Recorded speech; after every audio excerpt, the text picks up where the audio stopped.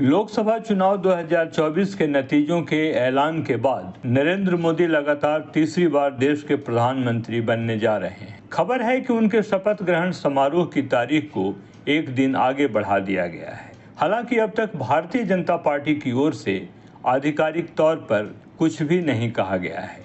पहले संभावनाएं जताई जा रही थीं कि वह 8 जून यानी शनिवार को शपथ ले सकते हैं। मंगलवार को घोषित परिणामों में नेशनल डेमोक्रेटिक अलायंस यानी एनडीए को 293 सीटें मिली थी। इंडिया टुडे की रिपोर्ट के सूत्रों के हवाले से कहा जा रहा है कि पीएम मोदी अब 8 के बजाय 9 जून यानी रविवार को शपथ ले सकते हैं। खास बात यह है कि भारतीय जनता पार्टी 2024 चुनाव में 240 सीटें जीतने में सफल रही है। हालांकि पार्टी अपने दम पर बहुमत हासिल नहीं कर सकी और 2019 के आम चुनाव की तुलना में करीब 63 सीटों का नुकसान हुआ है। मोदी ने बुधवार को ही राष्ट्रपति द्रौपदी मुर्मू को इस्तीफा सौंप दिया था। वहीं राष्ट्रपति की तरफ से इस्तीफा स्वीकार कर लिया गया था और नई सरकार के संभालने तक पद पर बने रहने की अपील की गई। एनडीए के चुनाव जीतने के बाद से ही विदेशी नेताओं की तरफ से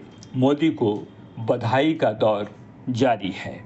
इस कड़ी में यूएई के राष्ट्रपति मोहम्मद बिन जायद अल नाहयान ने लोकसभा चुनाव में एनडीए की जीत के बाद निवर्तमान प्रधानमंत्री नरेंद्र मोदी को हिंदी में बधाई दी है। उन्होंने लिखा, अपने मित्र नरेंद्र मोदी को पुनः प्रधानमंत्री निर्वाचित होने पर हार्दिक बधाई देता हूं। भारत को अधिक प्रगति और विकास की ओर ले जाने में उनकी सफलता की कामना करता हूं। अमेरिका के राष्ट्रपति जो बाइडेन ने लोकसभा चुनाव 2024 में जीत दर्ज करने के बाद भारत के निवर्तमान प्रधानमंत्री नरेंद्र मोदी और एनडीए को बधाई दी है। बाइडेन ने कहा, इस ऐतिहासिक चुनाव में भाग लेने वाले करीब 65 करोड़ मतदाताओं को भी बधाई।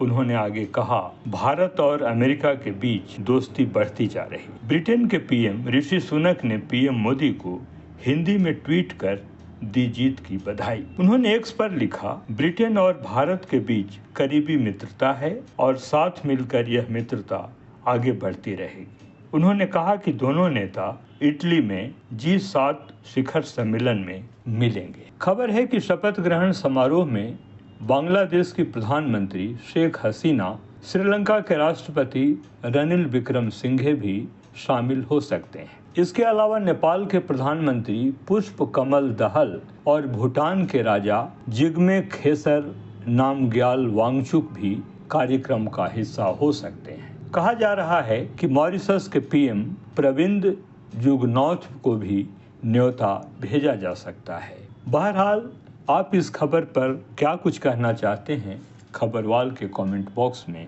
जरूर लिखें।